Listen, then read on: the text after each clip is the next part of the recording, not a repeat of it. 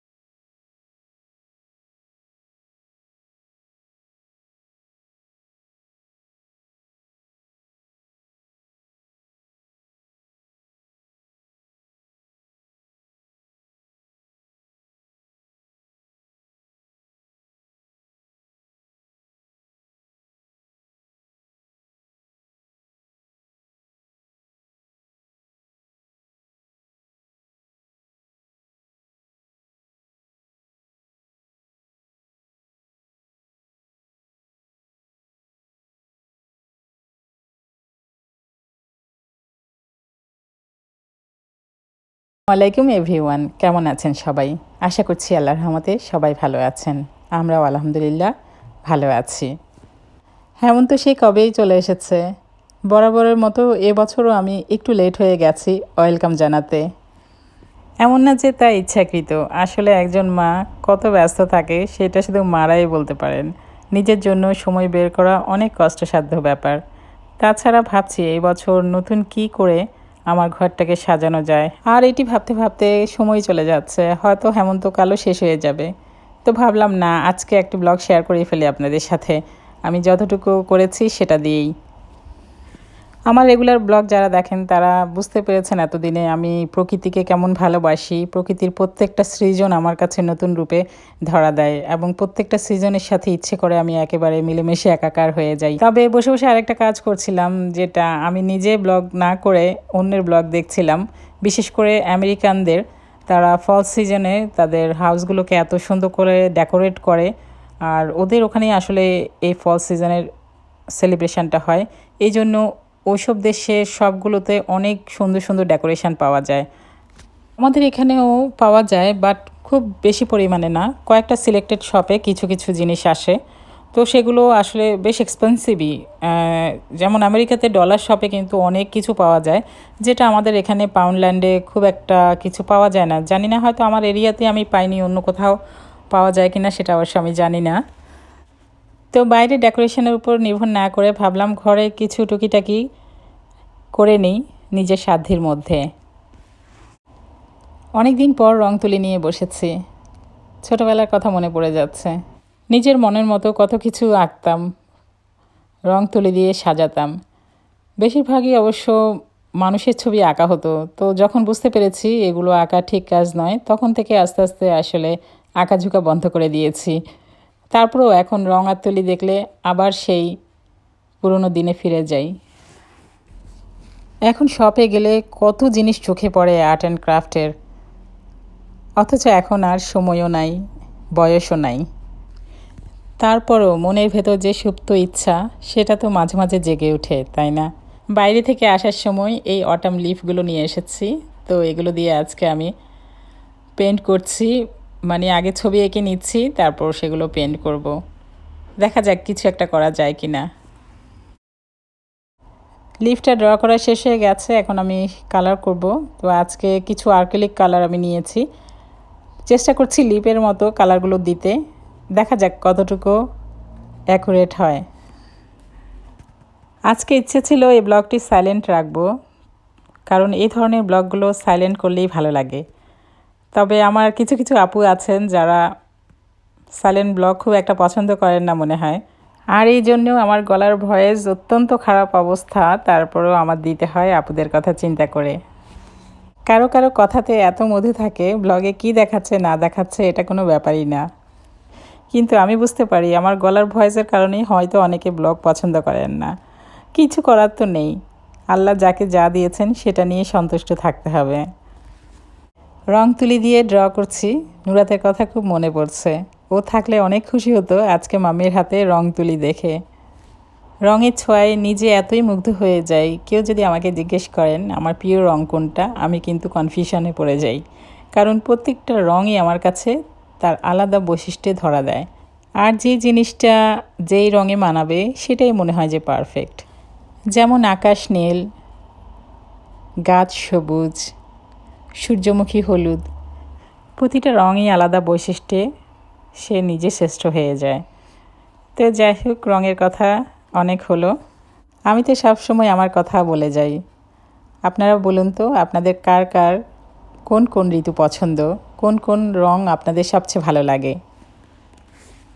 এছাড়াও আপনাদের সুন্দর সুন্দর কমেন্ট পড়তে কিন্তু অনেক ভালো লাগে। আর এটা কিন্তু এক ধরনের থেরাপির মতো কাজ করে। যেমন ধরুন, সারাদিন এত কাজকর্মের পর নিজের জন্য যখন একটু ভিডিও করি, সেটাকে এডিট করি, এগুলো করতে কিন্তু সময় লাগে, হার্ডওয়ার্কও করতে হয়। তো আপনাদের সুন্দর কমেন্ট পড়লে মনে হয় আমার সেই হার্ডওয়ার্কটা সার্থক হয়েছে। কারো উপকার করা শুধু যে তাকে আপনি কোনো বৈষয়িক কিছু দিবেন, তাকে সরাসরি শারীরিকভাবে গিয়ে হেল্প করবেন, সেটাই উপকার নয়। অনেকভাবেই মানুষকে কিন্তু উপকার করা যায়। এই ক্ষুদ্র ক্ষুদ্র উপকারগুলো কিন্তু আমাদের সবার সওয়াবের খাতায় লেখা হবে। যেমন ধরুন, আজকে আমার চ্যানেলে যারা নতুন আছেন তারা একটা লাইক করলেন, কমেন্ট দিলেন কিংবা সাবস্ক্রাইব করলেন, এতে কিন্তু আমার থেকে সরাসরি দোয়া আপনাদের কাছে পৌঁছে যাবে। তার কারণ আপনাদের লাইক, কমেন্ট, শেয়ার, সাবস্ক্রাইবার্স এগুলো কিন্তু একটা চ্যানেলের জন্য অনেক বড় ভূমিকা রাখে। এটা হয়তো আপনারা অনেকেই জানেন না। তো যাই হোক, আমার লিভগুলো আপনাদের কেমন লাগছে চাইলে এখনই একটা লাইক দিতে পারেন। অনেক দিন পর রং তুলি নিয়ে বসেছি। আসলে কোন রঙের সাথে কোন রং যাবে এবং কী কালার হবে সেটাও ভুলে গেছি। এই জন্য হয়তো একদম প্রপার কালারটা আসেনি, তবে আলহামদুলিল্লাহ যা এসেছে এতে আমি অনেক খুশি।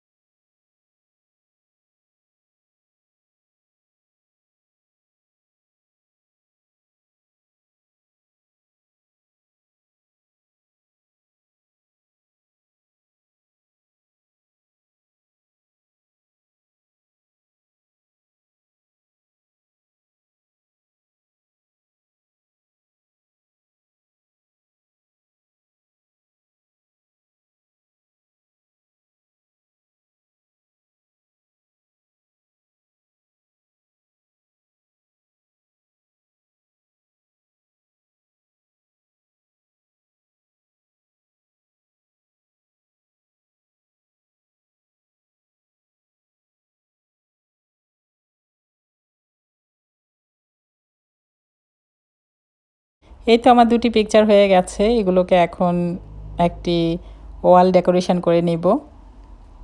তো এর জন্য আমি কিছু ব্রেড নিয়েছি। আপনারা দেখতে থাকুন। আসলে এগুলো বলার কিছু নেই, তো আমি কিভাবে কি করছি আপনারা দেখেই বুঝতে পারবেন।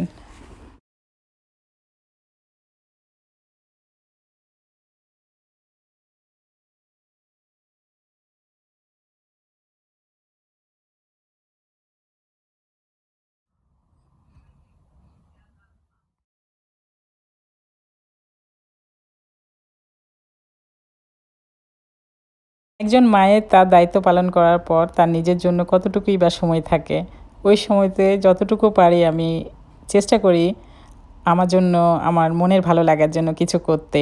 তো এই জন্য দেখা যায় বেশিরভাগ আর্ট অ্যান্ড ক্রাফটগুলো আমি খুব সিম্পলভাবে করতে চেষ্টা করি। এতে করে দুটি কাজ হয়, একটি আমার সিম্পলিসিটি তো ভালো লাগে, আর আমার মনের ইচ্ছাটাও পূর্ণ হয়ে যায়। কিন্তু টিকটকে, ইনস্টাগ্রাম, পিন্টারেস্টে অনেক কিছু দেখা যায়, অনেকভাবে ঘরকে ডেকোরেট করা যায়। তবে আমার মনে হয় যখন আমরা কাউকে দেখি সিম্পল একটা কিছু করতে, তখন নিজের মাথায় অন্যরকম একটা আইডিয়া চলে আসে, তখন করতে ইচ্ছে করে। দেখুন এখন ওয়ালে লাগিয়েছি, কেমন সুন্দর লাগছে তাই না? এত সিম্পল একটা জিনিস কিন্তু সবার নজর কেড়েছে। আরেকটি কথা বলে নিচ্ছি, আমি বেশিরভাগ বাচ্চারা স্কুলে গেলে সকালবেলা ভয়েস ওভার দিই এবং সিটিং রুমে বসে দিই। তো দেখা যায় আমার বাসা যেহেতু রাস্তার পাশে, অনেক সময় কিন্তু অ্যাম্বুলেন্সের আওয়াজ শোনা যায়। তো এটা ক্ষমা সুন্দর দৃষ্টিতে আপনারা দেখবেন, কারণ এটার উপর আমার কোনো হাত নেই। আমি কিছু পিকচার প্রিন্ট আউট করে নিয়েছি কম্পিউটার থেকে, যদিও আমাদের প্রিন্টারটা খুব একটা ভালো না, তারপরেও যতটুকু এসেছে আলহামদুলিল্লাহ এটি দিয়ে আমার কাজ চলবে। তবে ওখানে তো আসলে অনেকগুলোই পিকচার থাকে, তো যে কয়েকটি ভালো লেগেছে সেগুলো আমি প্রিন্ট আউট করে নিয়েছি। অলরেডি আপনারা দেখেছেন ওয়ালে আমি অলরেডি দুটো লাগিয়ে ফেলেছি। এখন আমি আরেকটা পিকচার আরেকটি ওয়াল ফ্রেমে লাগিয়ে নিচ্ছি। তো প্রায় বাসায় আমাদের যে ওয়াল ফ্রেমগুলো থাকে এগুলোতে কিন্তু মাঝে মাঝে আমরা এরকম ছবি কিংবা পিকচার চেঞ্জ করে করে লাগালে আমাদের ঘরের একটা ডিফারেন্ট লুকও আসে। এখন আমি আরেকটা ডেকোরেশন পিস বানাচ্ছি, তবে এটা আমি দেখেছি ওয়াহিদাস টাইনি ওয়ার্ল্ডের ফল ব্লগ, ওনার ওখানে উনি একটি ডেকোরেশন পিস কিনেছিলেন শপের থেকে। তো ওইটা দেখেই আমি ইন্সপায়ার হয়েছিলাম, তখন থেকে আমার মাথায় প্ল্যান ছিল আমি এটা বাসায় বানাতে পারবো। নর্মালি ওইটা হয়তো বুক ছিল, তো এটা বুক দিয়ে করলে ভালো। আমার কাছে একই সাইজের 3টা বুক নেই, তো হাতের কাছে আমি 3টা প্যাকেট পেয়েছি, সেগুলোকে আমি সাদা কভার করে নিয়ে এখন ডেকোরেট করে নিচ্ছি। একদম সহজ উপায়ে আমি করে নিচ্ছি, কারণ এগুলো তো আসলে কয়েকদিন গেলেই খুলে ফেলতে হবে, এত পার্মানেন্টলি করারও কোনো দরকার নেই, কারণ প্রত্যেক বছরই নতুন নতুন ডেকোরেশন পিস দেখতেই ভালো লাগে। তো প্রথমে আমি একটা বড় ফুল দিয়ে, মানে বড় গোলাপ দিয়ে দেখছি কেমন লাগে। পরে মনে হলো না, গোলাপটা ভালো লাগছে না, যেহেতু বুকগুলো ছোট ছোট, তো এটাকে চেঞ্জ করে ফেললাম।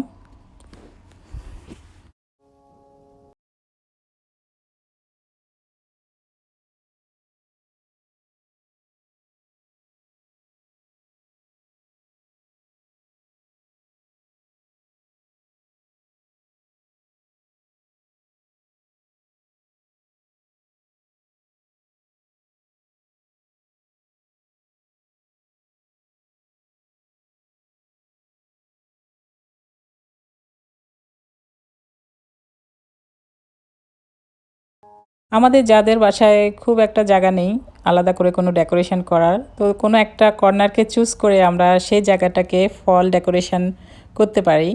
এতে করে কিন্তু ভালোই লাগবে, নিজের মনে শান্তি পাওয়া যাবে। আমি এই জিনিসপত্র এদিক সেদিক করে দেখছি যে কোনটা কোথায় দিলে ভালো লাগে। এর মধ্যে একদম সিম্পল ওয়েতে আরেকটা ডেকোরেশন করে নিয়েছি। এখানে আমার কিছু আর্টিফিশিয়াল ক্রিস্টাল ছিল, সেই সাথে মার্বল বিভিন্ন কালারের। তো মনে হলো যেহেতু ফল কালারটা এটার সাথে মিলে যাচ্ছে, তো মার্বেলগুলো দিয়ে আমি সুন্দর একটা ডেকোরেশন পিস করে নিয়েছি। এক একবার এক এক ফ্রেমে এক একটি ছবি লাগিয়ে দেখছি কেমন লাগে। তো ফাইনালি আমি এই ব্ল্যাক ফ্রেমে এই ছবিটা চুজ করেছি। আপনাদের কেমন লাগছে প্লিজ আমাকে কমেন্টে জানাবেন।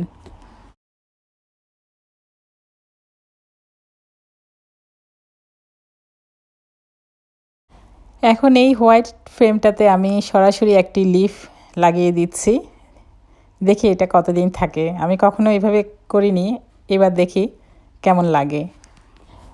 এই ফ্রেমটার মধ্যে আমার টুনটুনিটাকেও দেখা যাচ্ছিল, এই জন্য আরও কতক্ষণ ভিডিও করছিলাম, দেখে ভালোই লাগছিল।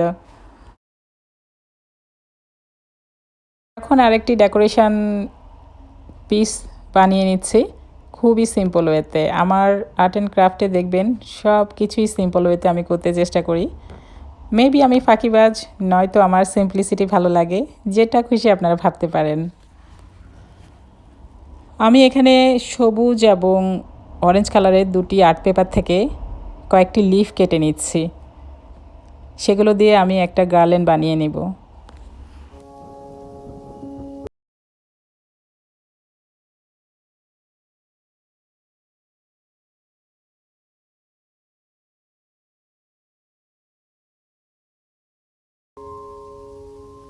কয়দিন আমি হেমন্তের ডেকোরেশনের জন্য এই কয়টি জিনিসই করেছি, ইনশাল্লাহ আরও ইচ্ছা আছে করার, আপনাদের সাথে অবশ্যই শেয়ার করব। আর এছাড়াও কিন্তু আমি হেমন্তের আমোজে আমার ঘর কিভাবে সাজিয়েছি সেটা আপনাদের সাথে শেয়ার করব। আপনারা কিন্তু ব্লগগুলো মিস করবেন না। হয়তো অনেকে ভাববেন এইসব ব্লগ দেখে কী লাভ। এটা হলো লাভ আমাদের মানসিক শান্তির জন্য, আমাদের তাৎক্ষণিক মন ভালো করে দেওয়ার জন্য। এগুলো কিন্তু অনেক উপকারী। আর আমাদের একঘেয়েমি জীবনের জন্য নতুনত্ব তো অবশ্যই আনবে। আমরা মেয়েরা যারা ঘর সাজাতে পছন্দ করি, প্রত্যেকটা ঋতুতেই কিন্তু আমরা চাইলে আমাদের মনের মতো করে আমাদের রুমগুলোকে সাজিয়ে নিতে পারি। তো আজকে আমার ব্লগটি এই পর্যন্তই রাখছি। কেমন লেগেছে আপনাদের প্লিজ আমাকে চাইলে জানাতে পারেন, আর না জানালেও একটি লাইক দিয়ে দিবেন। সবাই ভালো থাকবেন। নেক্সট ব্লগ দেখার নিমন্ত্রণ জানিয়ে এখানে বিদায় নিচ্ছি। আসসালামু আলাইকুম। Especially tandoori, A house is, without the curry smell, a house Thank is, you. there's something missing. Thank you very much. That's good. Thank you.